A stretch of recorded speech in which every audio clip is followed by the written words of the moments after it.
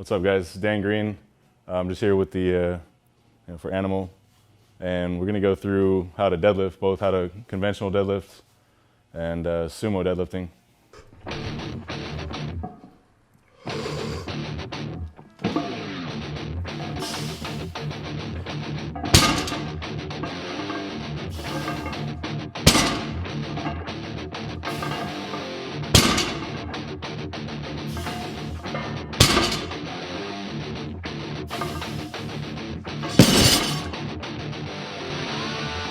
So just to get really basic, conventional is basically when you lift with your feet more or less close and your arms on the outside of your knees. And sumo is when you pull with your feet wider and your arms between your knees.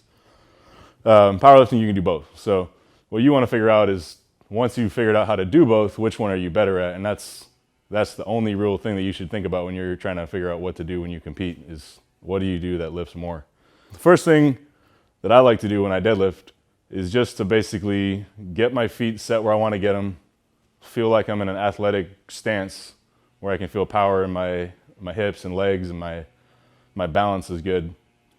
And then when I take my grip, I should be already mentally committed to the lift, so I can just not think about anything but executing.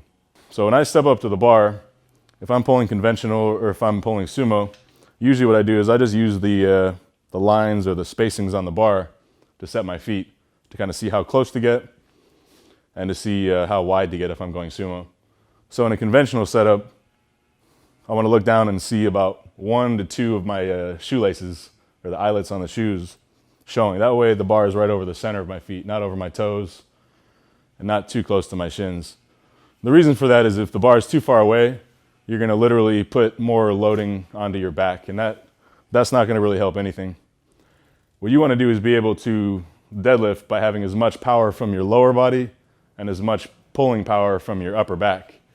The lower back is basically there to transfer all that power from your lower body through your upper body to the bar. So the more you can sort of minimize, a loss of power through your, through your back, or really any body part, the better. So like I said, I'm gonna set my feet here. The next thing I want to do is make sure I feel like I'm in an athletic stance. That's what's going to allow me to get all the power in my legs. So for me, that just means I feel like if I could basically imagine myself jumping off 2 feet, that's a good position. If I do that and I kind of am so close that I push the bar with my shins, that tells me that when I get down in my stance, my legs aren't going to really be in the best position to pull. I'm probably going to do it more with my back. My hips will be too high. So from there, I feel like I'm in a good position. I'll usually breathe in and hold my breath. That allows me to kind of keep the pressure in my abs. And from there, once I get my grip on the bar, it's just a matter of feeling right and then driving with my feet balanced. So I usually grip one hand over, one hand under, drop the hips a little bit, and extend all the way through at the top. So again.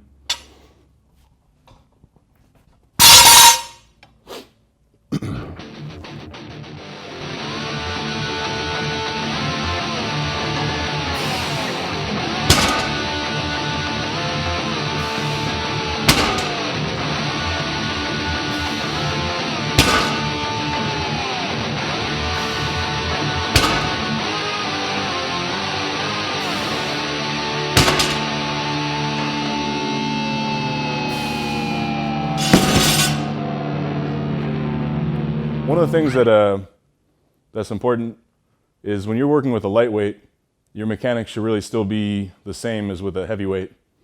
And one of the things I'll see people focusing on is kind of an aggressive acceleration at the start.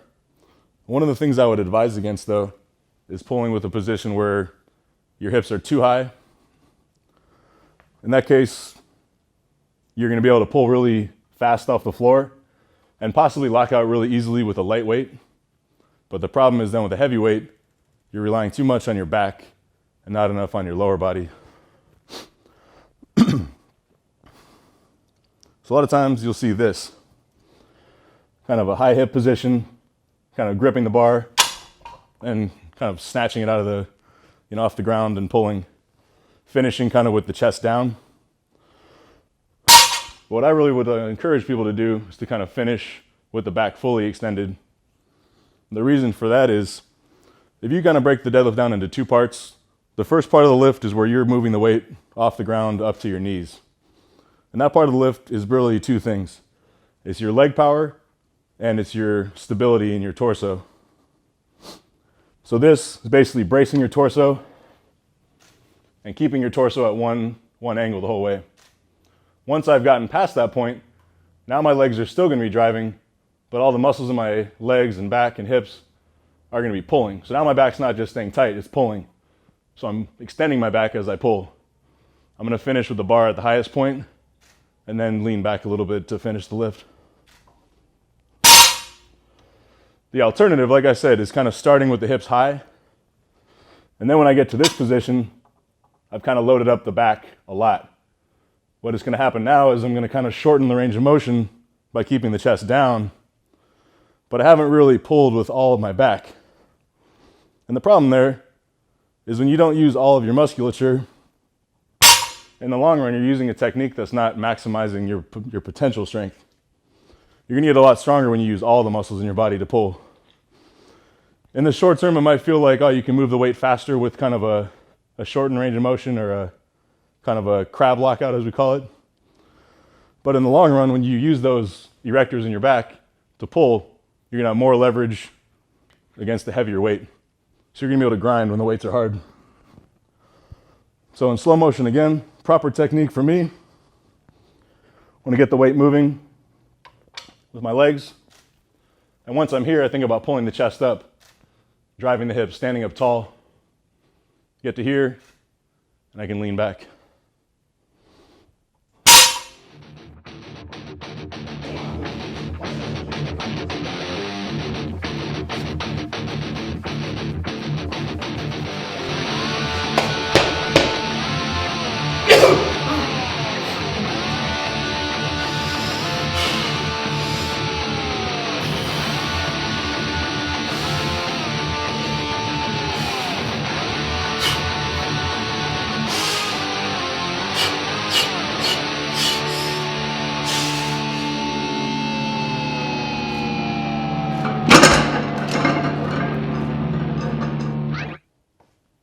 All right, so now to pull sumo. A lot of the same principles are going to apply, but we're going to just set the feet in a different place.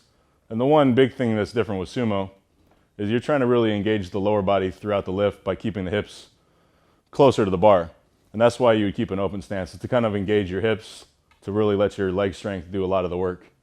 It is going to shorten the range of motion, which is going to potentially allow you to lift more weight if that's favoring your kind of stronger body parts. And it's going to allow you to kind of pull with your body in a more upright position if you prefer doing it that way. So when I set up, I use the lines on the bar to kind of set my feet. I want to kind of turn my feet out, maybe about 45 degrees.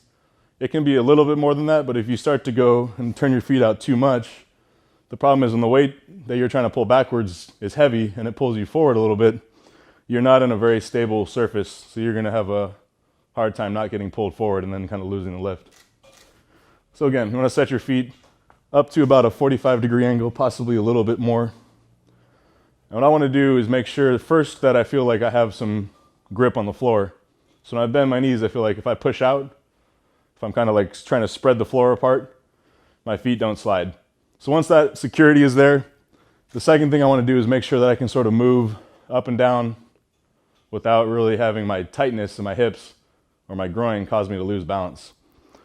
That just lets me know that when I go to pull, I can be aggressive and I'm not going to have my balance get thrown off at the top or even at the bottom. So, got my feet set. And again, just like with the conventional, I want to breathe in right before I go down. That's just me. You don't have to do it that way. But personally, that works a lot better. And what I try to focus on is a big pitfall for a lot of people who pull sumo is they'll grip the bar too narrow. So if I grip in here, my grip is narrower than my shoulders, it's going to really make it hard to lock out at the top. Because you'll see, for me to really pull my shoulders back, my hands are going to want to pull apart. And of course, if you're gripping narrow, you can't slide your hands on the bar. So what I try to do is make sure that when I grip, I'm going to be able to actually pull the bar all the way into my thighs and not just have my hands finish in front. I think most people, when they start learning sumo and they start getting the hang of using their hips, they can pull a lot more weight off the floor. And so the tendency is to go wider with a narrower grip. That kind of makes the start easier and allows more weight to get moving. And the problem I'm describing with the lockout really doesn't become a problem right away, but after a while, that's kind of the trend I see for most people who pull sumo. First, they get really good off the floor, and eventually they kind of struggle with the lockout. A second tip that's going to be possibly able to cure the first one without having to change the grip too much, and just a really important tip for sumo, is to really keep the weight moving upwards at all times. So to finish the leg drive and not to just kind of pull back. So this will be kind of the proper lift, but done in kind of slow motion. I want to get the legs involved early, and I want to keep them involved and lock the weight out as it moves past, lock my knees out as it moves past my knees and finish tall. So once I've got my grip, basically pulling the chest up and back, locking the knees early, finishing tall, and extending back. So again, the weight will start when I get my weight back. So I'm kind of pulling on the bar. This loads up the legs. The bar is going to start to come up. Once it's to here, I want to focus on driving the legs to finish and pulling the chest up. So that's this motion, and then I can finish and lean back.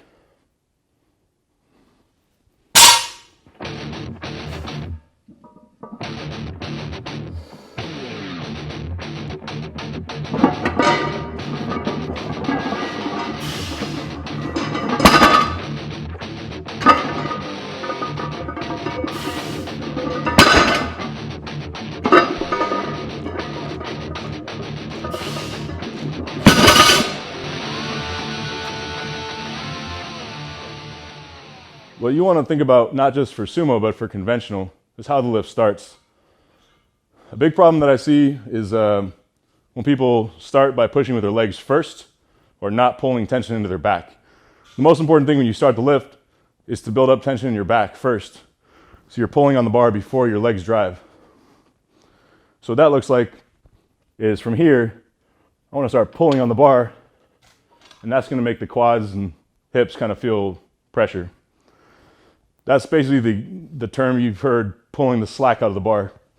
So a bar is going to have some flex to it, and what you want to do is basically pull that flex out and then stand up with your leg strength.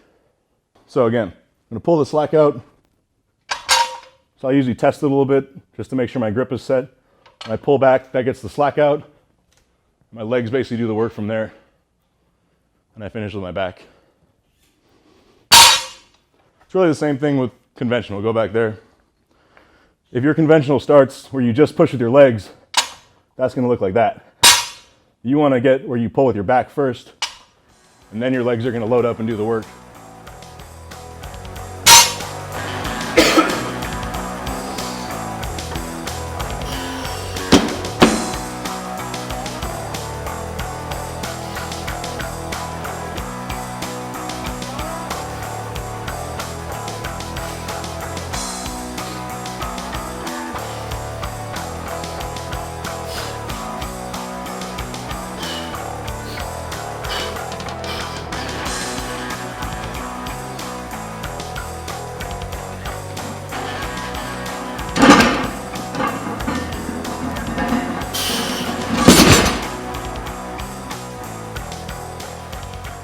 All right, so now we'll go into just a couple little tricks.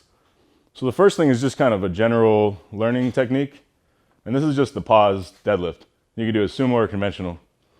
But the idea is just like you kind of saw me demonstrating with the lift, you're going to lift the weight up off the ground just to the top of the shins, pause, and then accelerate to the top.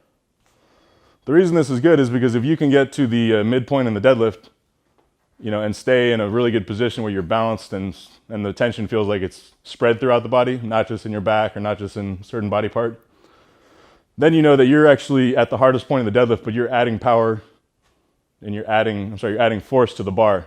So you're going to accelerate the weight at the hardest point. That means that you're not only fast off the floor, but you're also strong. So this is just going to look like this. And whether it's conventional or sumo, you're going to get yourself set. Lift.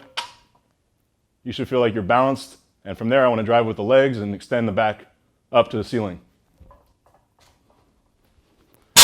Conventional should be pretty much the same thing. Feel balanced, feel the legs, the back, and I can accelerate. So if you do that and you feel like you're out of balance, just by kind of finding a more balanced position and then focusing on the full acceleration from that point, you should be able to kind of figure out a lot of the problems that you've already got. So most people want to know, all right, I have problems with my lockout. What's a good way to fix the lockout? The lockout really comes down to back strength. And that could be lower back, upper back, lats. So for your lats, I mean, doing stuff like rowing is going to be fantastic. For your lower back, doing stuff like deficit deadlifts, deficit stiff leg deadlifts. These are basically ways to overload the muscles in the back and the hamstrings. These are the muscles that have to pull to finish the lift. So, I mean, stiff leg deadlift basically just means you're lifting the weight with your legs straight in your back, doing the extension. Very simple. You start off doing those for reps. You can do those heavier as you get more comfortable with the motion. But if your back's weak, it's going to be tough for you to finish a lift. In a good deadlift, you start stiff.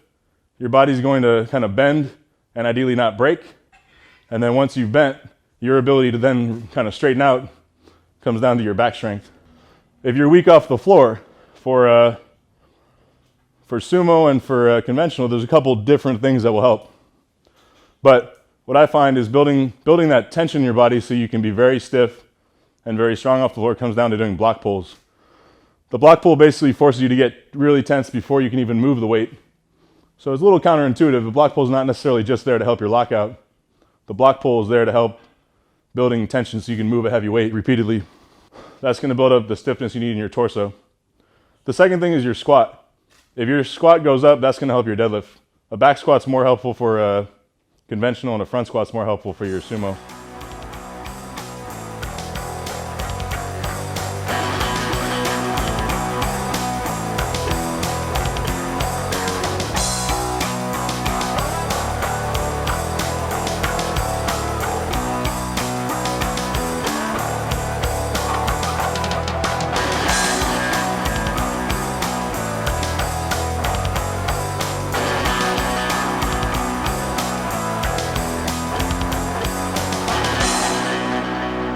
All right, so I want to talk about how I grip the bar too.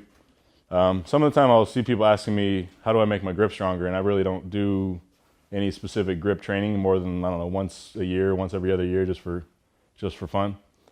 The most important thing is just that you really grip the bar properly. And if you train your deadlifts and you do enough training without any straps, your hands are going to be strong enough. And if you do too much and you just kind of chew up your hands, that's not going to help anything. But straps are a good tool, but only to use kind of productively and not all the time. What I would say is if you grip the bar properly, though, like I said, you'll get your grip where it's just fine for deadlifting.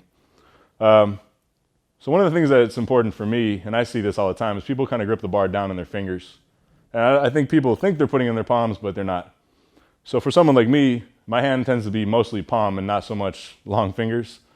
So if somebody's got long fingers and they want to hold it in their fingers, that might work for them. But I think a lot of people are more like me, where their hands have, not extremely long fingers. So the thing that I think about when I grip the bar is I want to get the bar deep in the palm. And I want to make sure it's resting all the way above the calluses there. And what that's going to do is basically let the bar just kind of settle on the callus. All I have to do is, add pressure with my fingers. I don't need to hold all the weight with my fingers.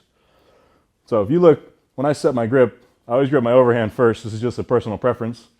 But I'll set the bar so I grip almost like I'm wrapping my hand around it. It's sitting up high, all the way in the palm. And when I grip it, I want to grab the underhand, all the way there too. So the bar is as tightly kind of pulled into my hands as I can. And I really try to give the bar a little bit of a twist to kind of pull any slack out of the skin and the callus. That way it's just sitting there. I don't need to hold on to it with a massively tight grip. So I set this hand, I'm actually going to rotate the bar this way so I can reach under with my wrist sort of bent. And once I'm there, I can basically squeeze and kind of turn the bar. Like I said, like I'm twisting my grip into the bar. and that'll set it in deep into the calluses. That way, once you're holding onto the bar, you don't really need to, you don't need to have an amazing amount of finger strength or grip strength. So again, take the bar and kind of turn it, grip underneath. That way my grip is set deep in the palms. Sometimes I'll see people kind of sitting there and you can see the wrists here are kind of bent. They're not like straight and really kind of flexed. And then when they grip the bar, the hands are open and the bar's down. It's touching their palms, but really the bar's in their fingers. I don't know how they hold that. I don't have that kind of grip strength, but I need to have enough grip strength to lift the weights that I lift, and that's about it. So again, one more time. Grip deep in the palm, turn my hand, grip, and then I'm ready to go from there.